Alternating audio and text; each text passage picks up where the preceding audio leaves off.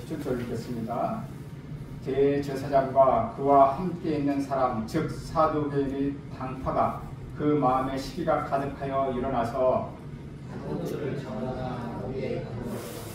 주의 사자가 밤에 옥문을 열고 끌어내어 이르되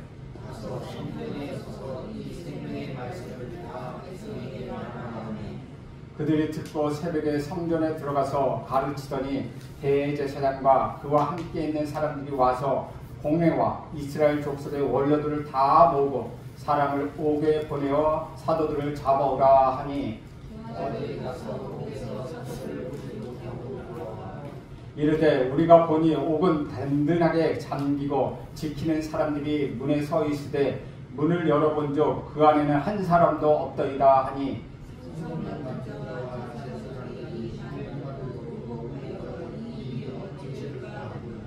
사람이 와서 알리되 보소서 옥에 가두었더니 사람들이 성전에 서서 백성을 가르치더이다 하니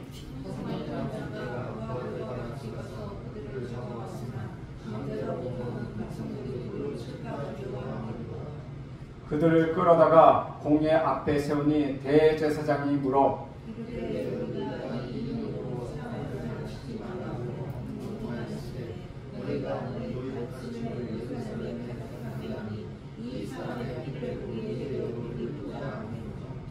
베드로와 사도들이 대답해 이르되 사람보다 하나님께 순종하는 것이 마땅하니라.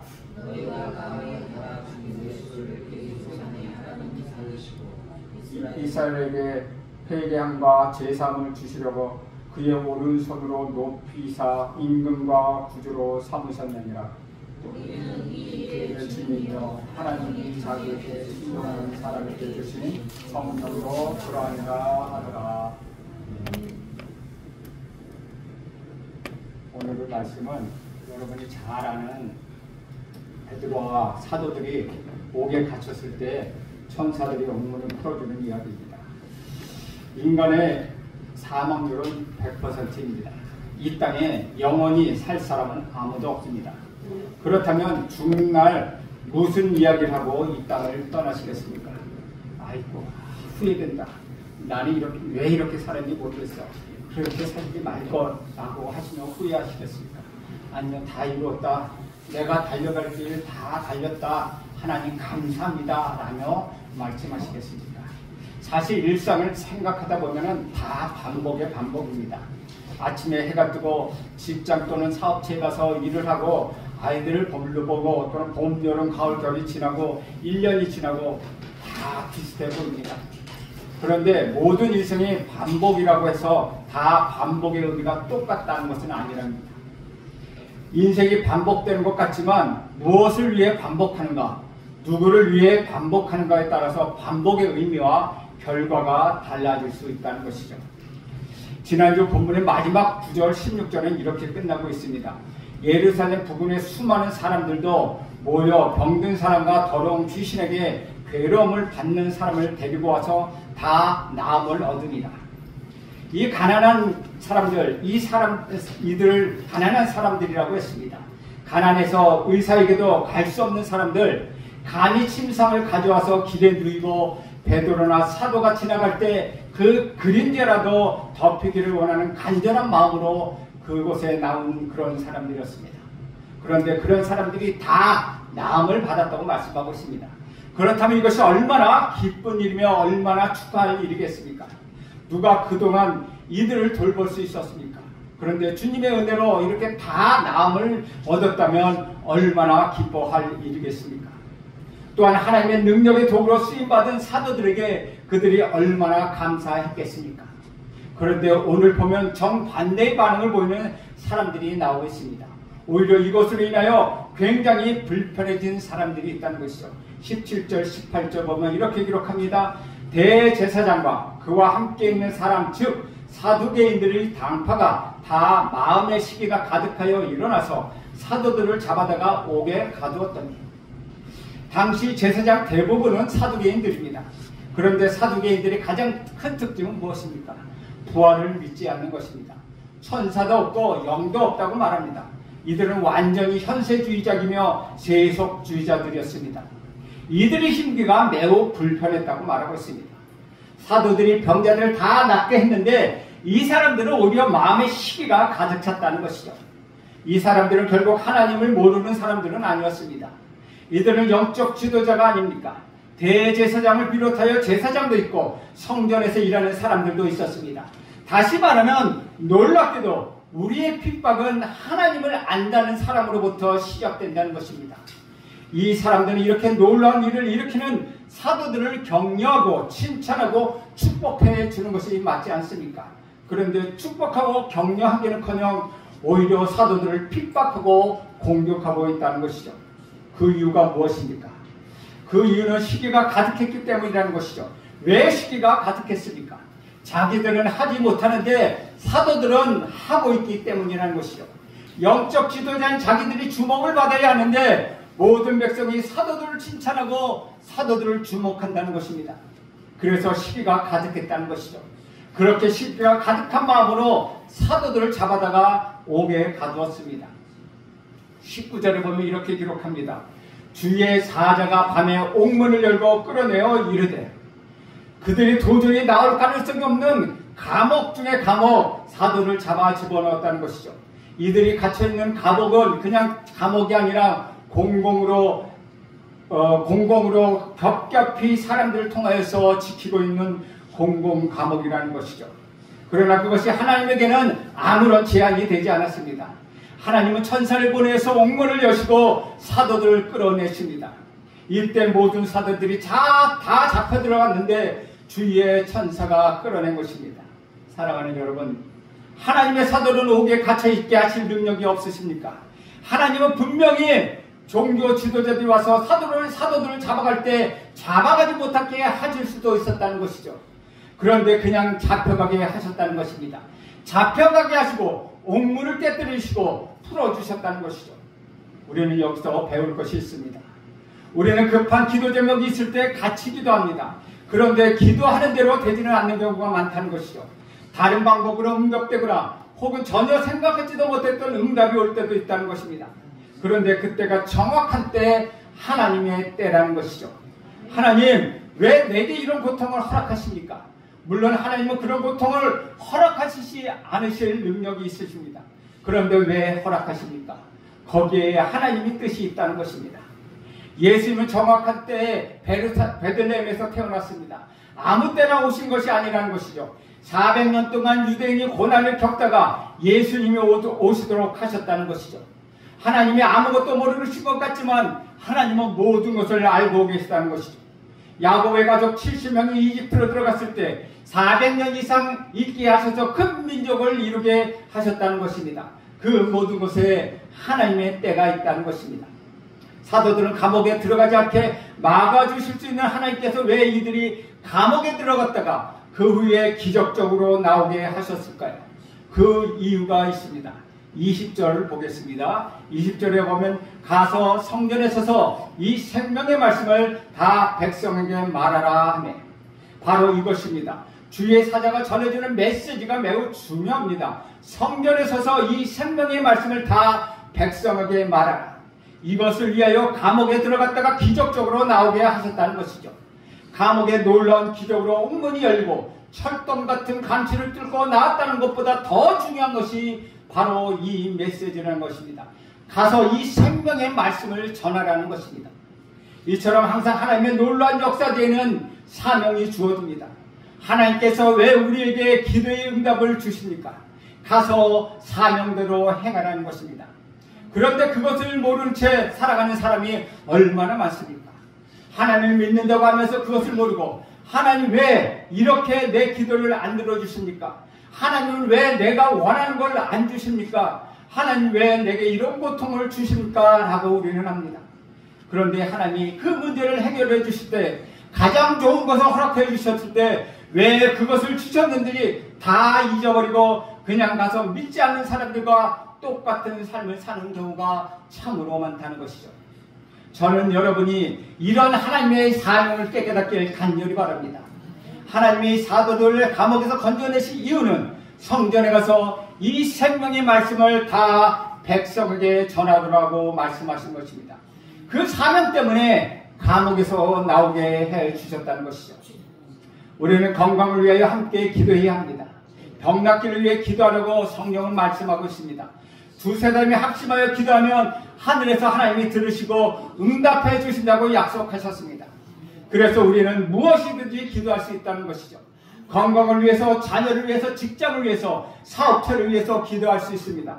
돈을 많이 벌게 해달라고, 사업이 잘 되고 번성하게 해달라고, 성공하도록 해달라고, 자녀가 성공하고 좋은 학교에 갈 수 있도록 해달라고, 좋은 직장을 갈 수 있도록, 좋은 사람을 만나 좋은 가정을 꾸밀 수 있도록 해달라고 다 기도할 수 있습니다. 그런데 더 중요한 것이 있습니다. 건강하게 해주시죠 라고 기도한 그 다음에 무엇을 하겠는지, 이것이 중요하다는 것이죠. 아팠는데 기도해서 하나님 낫게 해주셨다면 건강해진 다음 못된 짓을 하는 사람들이 있었다는 것입니다. 중국에서 있었던 일입니다. 한 선교사님이 중국에서 선교를 하다가 그 선교사님은 신이 은사가서 손가락이 이렇게 구부러진 사람이 있어요. 이 구부러진 사람이 있어서 이 사람은 노름을 하는데 손가락이 구부러져가지고 노름을 잘 못해요. 그러니까 어느 날 선교사님한테 와서 선교사님 기도 좀 해주십시오. 근데 이 선교사님이 이거를 붙잡고 2시간을 기도했는데도 안 났어요. 그랬더니 이 사람이 목사님 그만하세요. 이제 됐어요. 그런데 목사님이 붙잡고 계속 기도했죠. 그랬더니 서너 시간 더 흘리는데 손가락이 이렇게 착 펴졌어요. 손가락이 이렇게 할렐루야 했는데 이 사람은 다음날 다시 노름장에 갔다는 것이죠. 바로 우리의 삶이 그렇다는 것입니다. 다시 말하면 무엇을 위하여 이것이 필요한가라는 것이 더 중요하다는 것이죠. 그냥 달라고 할 것이 아니라 그것들을 주시면 무엇을 할 것인지 알아 있어야 한다는 것입니다. 그럴 때 우리에게 주신다는 것이죠. 그것이 없으면 우리가 위험해지기 때문에 우리에게 주시지 않는다는 것입니다. 아니면 그것을 다 다룰 수 있을 때까지 우리를 기다려 주신다는 것이죠. 기도가 이루어진 다음에 확실해야 한다는 것입니다. 사도들은 왜 감옥에 집어넣었다가 기적적으로 구출해 주셨습니까? 그냥 하셔도 되는데 왜 그렇게 하셨습니까? 바로 이것을 통하여 하나님의 영광이 드러나고 모든 사람이 이것을 알게 되어 더 복음에 귀를 기울이게 되기 때문이라는 것이죠. 여기에는 두 종류의 사람이 있습니다. 하나님을 바라보며 사명을 다하는 사도들을 우리는 볼 수 있습니다. 천사가 옥문을 열어주며 성전에 서서 이 생명의 말씀을 전하라고 말씀하셨습니다. 사도들은 그대로 순종하였습니다.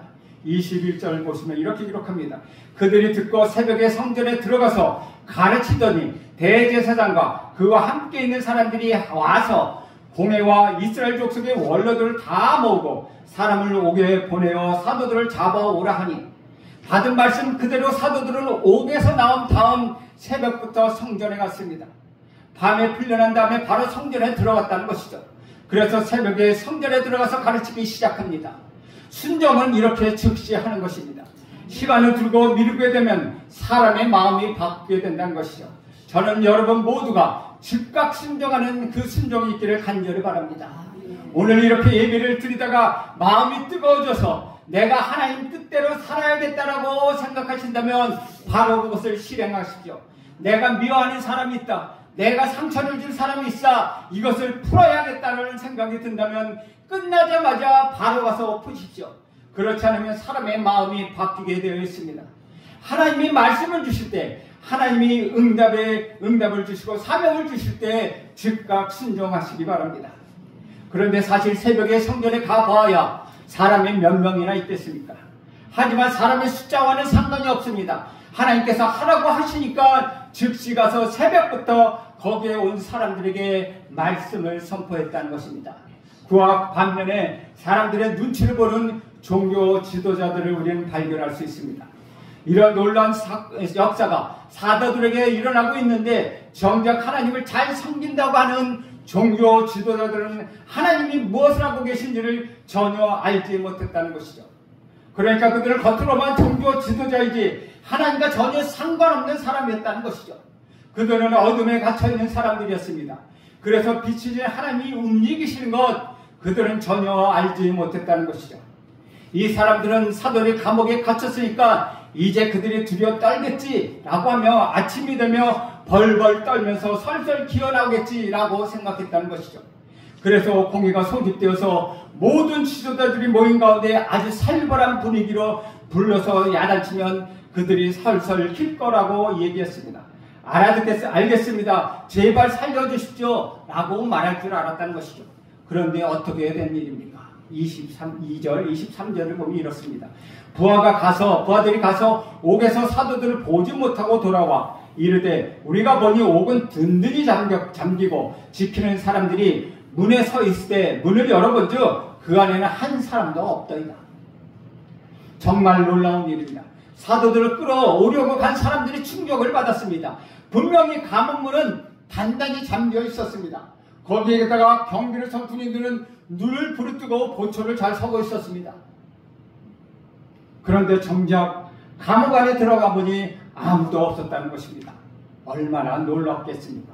그들은 얼마나 철렁 가슴이 내려앉았겠습니까? 땅굴을 파거나 옥문을 부수거나 경비병들을 쓰러뜨리고 갔으면 이해가 되는데 아무런 흔적이 없다는 것입니다. 그들은 깜짝같이 사라졌습니다. 그것도 사도들 12명이 다 그렇게 되었으니 이게 얼마나 놀라운 일이겠습니까? 정말 초자연적인 방법으로 하나님의 천사가 사도들을 이끌어냈다는 것을 말하고 있다는 것이죠. 24절을 보면 이렇게 기록합니다. 성전 맡은 자와 제사장들이 이 말을 듣고 의혹하여 일이 어찌 될까 하더니, 성전 맡은 자, 이 사람은 아주 높은 사람으로 대제사장 다음 제2인자격인 사람입니다. 종교 지도자는 이 사건에 대하여 보고받고 충격을 빠집니다. 그래서 의혹하여 라고 말하고 있습니다. 충격과 혼란에 빠져서 도저히 이것이 무슨 상황인지 해석이 안 되었다는 것입니다. 나름대로 많은 경험이 있고 지식이 많은 이 엘리트들이 도저히 이 엄청난 하나님의 기적을 이해할 수 없었던 것입니다. 이 세상에서 우리가 이해할 수 없는 일 참으로 많습니다.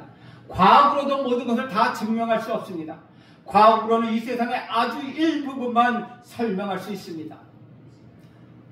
믿음으로 보지 않으면 이해가 안 되는 것 얼마나 많습니까? 저도 과학자이기 때문에 과학에 대해서 잘 알고 있습니다.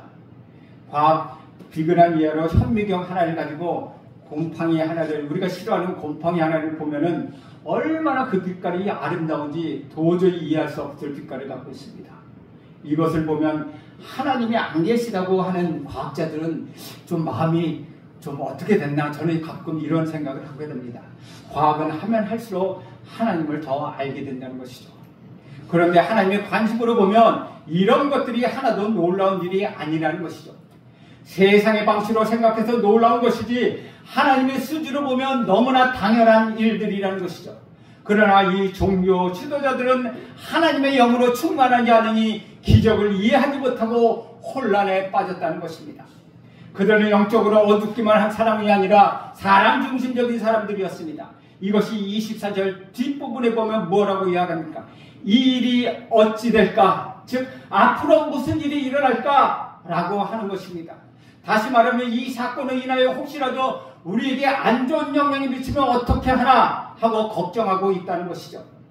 이처럼 종교 지도자들의 관심은 항상 사람들이 어떻게 생각할까, 사람들이 어떻게 반응할까 하는 것에 달려 있었다는 것이죠. 즉 사람들의 눈치를 본다는 것입니다. 하나님은 어떻게 생각하실까에 관심은 없고 사람들이 어떻게 보는가 하며 사람들의 눈치만 보고 있다는 것입니다. 25절과 26절 보겠습니다. 사람이 와서 말하되 보소서, 옥에 가뒀던 사람들이 성전에 서서 백성을 가르치더이다 하니 성전 맡은 자가 부하들과 같이 가서 그들을 잡아왔으나 강제로 못하면 백성들이 돌로 칠까 두려워함이로라. 종교 지도자들 부하들이 이미 기가 꺾인 상태였습니다. 분명히 자기들이 잡아다가 감옥에 쳐넣었는데 감옥에서 깜짝같이 사라지고 게다가 성전에서 그들이 백성을 가르치고 있으니 얼마나 귀신이 고칼 노릇입니까? 정말 놀라운 일이었다는 것이죠. 속으로 그들에게 두려움이 밀려오기 시작했습니다. 가서 사도들을 잡아오는데 백성들이 돌로 칠까 두려워해서 폭력적으로 하지 못했다는 것이죠. 다른 때 같으면 마구 때리고 사슬에 묶인 채 길에서 공문하면서 질질 끌고 왔을 것입니다. 그런데 백성들이 무서워서 공손하게 데리고 왔다는 것이죠. 사람들을 무서워하는 모습을 우리는 볼 수 있다는 것입니다. 사도들은 도망간 것도 아니었습니다. 성전에서 가르치셨기 때문에 금방 그들은 그들을 발견할 수 있었습니다. 모든 사람들이 볼 수 있는 성전에서 백성들을 가르쳤기 때문에 금방 보고가 들어갔고 그들을 데리고 온 것입니다. 사랑하는 여러분, 하나님의 역사에는 공식이 없습니다. 어떨 때는 기적이 나와서 담대하게 모든 사람에게 나타나게 하실 때도 있고, 어떨 때는 감옥에서 조용히 있게 하실 때도 있다는 것이죠. 우리는 하나님 뜻을 다 알지 못합니다. 그렇기 때문에 보여주시는 뜻에 매번 순종하며 나갈 뿐이라는 것이죠. 지금 하나님의 뜻이 무엇인지 알아보면서 그것을 따라가는 것입니다. 주의 인도하심을 따라가야만 한다는 것이죠. 그래서 우리가 평소에 기도하고 말씀을 묵상하는 것입니다. 평소에 그렇게 하는 사람은 하나님이 하시는 일이 보이게 된다는 것이죠. 27절과 28절을 보시겠습니다. 27절, 그들을 끌어다가 공회 앞에 세우니 대제사장이 물어 이르되 우리가 이 이름으로 사람을 가르치지 말라고 엄금하였으되 너희가 너희 가르침을 예루살렘에 가득하게 하니 이 사람들의 피를 우리에게로 돌리고자 함이로다. 놀랍게도 대제사장이 야단치는 말씀에 사도들을 칭찬하는 말이 있다는 것이죠. 너희가 너희 가르침을 예루살렘에 가득하게 하니, 이 가르침이, 그들의 가르침이 예루살렘에 가득하게 했다고 그들은 말하고 있습니다. 그래서 예루살렘에서 모르는 사람이 하나도 없을 정도가 되었으니 그 영향력을 인정하고 있다는 것이죠. 이때 베드로와 사도들은 아주 담대하게 대답합니다. 29절 말씀 우리 함께 읽겠습니다. 시작. 베드로와 사도들이 대답하여 이르되 사람보다 하나님께 순종하는 것이 마땅합니다. 얼마나 담대합니까? 위기 상황에서 그 사람의 진짜 모습이 나옵니다. 마음속에 있는 말 본심이 나온다는 것이죠. 그 사람이 잡고 있는 진정한 인생관이 나온다는 것이죠. 사도들의 핵심 인생관은 무엇이었습니까? 사람보다 하나님께 순종하는 것, 그것이었습니다. 우리가 살아가면서 사람의 눈치를 얼마나 많이 보게 됩니까? 교회에서도 서로를 눈치를 보게 됩니다. 직장에 가서 윗사람과 옆사람의 눈치를 보아야 합니다. 사업체에서도 손님의 눈치를 보아야 하고 같이 일하는 사람의 눈치도 보아야 합니다. 자기가 고용한 사람이라고 마음대로 또한 할 수도 없다는 것이죠. 언제 그만둘지 모르니 눈치를 보아야 한다는 것이죠. 물론 우리는 서로의 관계를 잘 세우기 위하여 올바른 말, 아름다운 말, 서로를 격려하고 세워주는 말을 해야 합니다. 그러나 진리가 걸린 문제, 하나님의 영광이 걸린 문제라면 타협하기 위하여 적당히 좋은 말을 하는 것은 아니라는 것이죠. 하나님은 우리는 그때는 하나님의 눈치를 보아야 한다는 것입니다. 사람의 눈치가 아니라 하나님이 어떻게 생각하며 말씀하시고 행동하시는지 우리는 보아야 한다는 것입니다. 그래서 베드로와 사도들은 당당하게 자신의 믿음을 선포합니다. 또다시 핍박이 찾아왔지만 또다시 똑같은 믿음을 선포하는 것입니다. 30절에서 32절에 보면 이렇게 기록합니다. 너희가 남에 달아 죽인 예수를 우리 조상의 하나님이 살리시고 이스라엘에게 회개함과 죄사함을 주시려고 그를 오른손으로 높이사 임금과 구주를 삼으셨느니라. 우리는 이 일의 증인이요 하나님이 자기에게 순종하는 사람들에게 주신 성령도 그러하니라 하더라. 베드로와 사도는 사람보다 하나님께 순종한 것이 마땅하다고 말합니다. 거기에는 세 가지가 있습니다. 먼저는 십자가 예수를 말하고 있으며, 둘째는 예수를 십자가에 못 박힌 것이 바로 그들이라고 말하고 있고, 세 번째로는 그 예수님이 부활하셨다는 것을 증거하고 있다는 것이죠. 얼마나 대단합니까? 사람들은 핍박하는 사람들, 아니 자기들이 따르던 예수를 죽였던 그런 사람들입니다.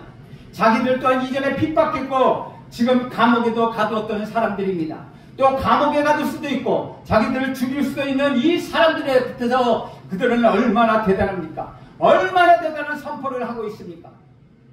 오히려 원수들에게 선물을 주고 있다는 것이죠. 예수를 믿으라. 그리고 우리가 이 일의 증인이다. 우리가 직접 보았다. 우리가 똑똑히 보았다라고 말하고 있는 것입니다. 사도는 예수님께서 내 증인이 되리라고 하신 그 위임의 명령을 잘 지키고 있다는 것이죠. 이 일은 하나님께서 십자가에 달려 죽으신 예수님을 살리심으로 모든 죄인들을 구원자로 삼으셨던 그 일을 말하고 있습니다. 그러나 여기서 이 일의 증인이요 에서 일로 번역하고 있는 원어는 말씀이라는 뜻을 가지고 있습니다. 사도들이 이 일의 증인이로 말은 사도들은 이 말씀의 증인이라고 말하고 있는 것과 같다는 것이죠. 사도들은 하나님께서 이루어 주신 일, 주님께서 주신 말씀이든 증인의 사명을 잘 감당하고 있다는 것이죠. 사도들이 증인된 것이 아니라 성령이 함께 사도들을 증인이 되게 하셨다는 것입니다. 우리 주님께서 사도에게 주신 내 증인이 되리라라는 명령은 시공을 초월하여 오늘 저와 여러분에게 성경의 말씀으로 주시는 명령이기도 하다는 것입니다. 주 안에서 살아가는 여러분, 여러분이 성경 말씀을 통하여 하나님이 이루신 구원의 역사를 믿고 그것을 보면서 그 일의 증인이 되어야 한다는 것입니다. 하나님께서는 예수님 십자가에 죽게 하셔서 죄인들을 회개시켜 영원한 생명을 주시고자 하셨습니다. 저와 여러분은 이 일의 증인이 되어야 한다는 것입니다. 그러기 위해 오늘도 육신의 눈에 보이지 않지만은 성령이 저와 여러분과 함께 계시며 신실하시게 행하시는 우리 하나님을 의지하시기 바랍니다. 사랑하는 여러분, 여러분 안에 예수님이 계십니다. 여러분 속에 성령이 계십니다. 여러분 속에 또한 생명의 말씀이 있습니다. 여러분의 삶이 이제는 더 이상 여러분의 것이 아닙니다. 여러분의 사명은 초대교회의 충실된 증인이 되는 것입니다. 여러분이 해야 할 일은 생명의 말씀을 전하는 말씀에 순종하는 것입니다. 여러분 이 일을 다 아멘으로 화답하는 일, 그 일만 여러분에게 남았다는 것이죠. 사랑하는 여러분, 생명의 말씀에 목숨을 거는 증인이 되십시오. 예수의 증인이 되십시오. 생명의 말씀에 목숨을 걸고 예수의 증인이 된 여러분 때문에 수많은 영혼들이 우리 예수님께 돌아오게 될 것입니다. 수많은 영혼들이 하나님의 자녀로 거듭나게 될 것입니다. 수많은 곳에 하나님의 영광이 드러나고 하나님의 기뻐하심이 나타날 것입니다. 여러분, 생명의 말씀에 목숨을 거십시오. 예수의 증인이 되십시오. 이것이 오늘 우리 주님이 여러분에게 하시는 말씀입니다. 기도하겠습니다. 하나님, 오늘도 하나님 옥에 갇혔던 사도들을 풀어서 말씀을 전하라고 말씀하신 것처럼 거기에 순종한 것처럼 우리도 말씀의 목숨을 걸게 하여 주시옵소서. 예수의 목숨을 걸게 하여 주시옵소서. 생명의 말씀에 목숨을 걸어 그 말씀으로 인하여 많은 사람을 살리는 순종하는 자로 살게 하옵소서. 예수님의 이름으로 기도합니다. 아멘.